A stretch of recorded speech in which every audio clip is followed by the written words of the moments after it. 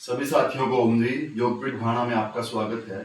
और आपको जान के ये आश्चर्य होगा कि हमारी रसोई के अंदर एक छोटी सी औषधि जिसको हम लहसुन बोलते हैं, और अगर हम उसको प्रतिदिन पानी में भिगो के या फिर देसी घी में, गाय के घी में उबाल के अगर हम उसका सेवन करते हैं तो वो कितने लाभ दे सकती है। हमारी मेजर से मेजर बीमारी को वो ठीक कर सकती है। तो इसलिए अपनी रसोई को आप एक औषधालय की तरह यूज करिए, क्योंकि हमारे ऋषि मुनियों ने इसको औषधालय ही बनाया था। ऐसा कोई जरूरी नहीं है कि हम महंगी दवाइयां खा के ही ठीक हो सकते हैं। नहीं, अगर हम थोड़ा सा नियम और संयम के साथ अपनी रसोई के जितने भी मसाले, जितनी भी औषधियां रखी हुई हैं, उनको अगर समझें तो हर बीमारी को हम अपने घर से ही ठीक कर सकते हैं। कई लोग लहसुन को सिर्फ एक कली समझते हैं, पर आयुर्वेद कहता है असली असर लहसुन से नहीं, उसके साथ मिलाने वाली चीज से बनता है। वही लहसुन अलग अलग चीजों के साथ मिलकर शरीर में अलग काम करता है, और यहीं उसका असली रहस्य छुपा है। सबसे पहले लहसुन और शहद। जब कच्ची लहसुन को बारीक काटकर शहद के साथ लिया जाता है तो उसकी तीक्ष्णता संतुलित हो जाती है। आयुर्वेद में शहद योगवाही माना गया है, यानी वह औषधि को शरीर के सूक्ष्म रास्तों तक पहुंचाता है। इसलिए कई लोगों को महसूस होता है कि गला जल्दी साफ होता है, बार बार होने वाला जुकाम कम होता है। लॉजिक भी साफ है, लहसुन जीवाणुओं को रोकता है और शहद गले की परत को शांत करता है, इसलिए असर दोगुना महसूस होता है।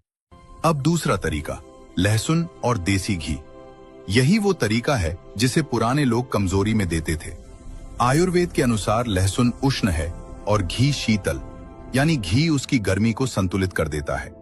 जब लहसुन हल्का घी में भूनकर खाया जाता है तो वो सीधे जलन नहीं करता, बल्कि धीरे धीरे पाचन अग्नि को जगाता है। इसी वजह से कई लोगों को पेट हल्का, शरीर में ऊर्जा और सुबह उठते समय कम थकान महसूस होती है।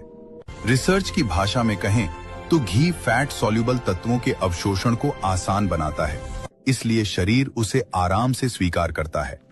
तीसरा और सबसे दिलचस्प, लहसुन गुनगुने पानी के साथ। बहुत लोग सीधे निगल लेते हैं, लेकिन आयुर्वेद का नियम है पहले कली को कुचलो और कुछ मिनट छोड़ो। यही समय है जब उसमें एलिसिन बनता है। फिर गुनगुना पानी उसे पेट में तेजी से फैलाता है। इसलिए कुछ लोगों को सुबह पेट साफ, भारीपन कम और शरीर हल्का महसूस होता है। यहाँ चमत्कार नहीं, पाचन का विज्ञान काम कर रहा होता है। जब आंतें सक्रिय होती हैं तो शरीर खुद सफाई शुरू करता है। और एक तरीका जिसे कम लोग जानते हैं, भोजन में तड़के वाला लहसुन। पकने पर इसकी तीक्ष्णता कम हो जाती है, इसलिए जिनका पेट संवेदनशील है उनके लिए यही सबसे सुरक्षित रूप है। धीरे धीरे लिया गया यही लहसुन शरीर को बिना जलन के सहन हो जाता है और लंबा असर देता है। यही कारण है कि कुछ लोग कहते हैं लहसुन ने फायदा किया, और कुछ कहते हैं परेशानी हुई। सच दोनों का सही है, फर्क सिर्फ साथ में ली गई चीज और तरीके का है।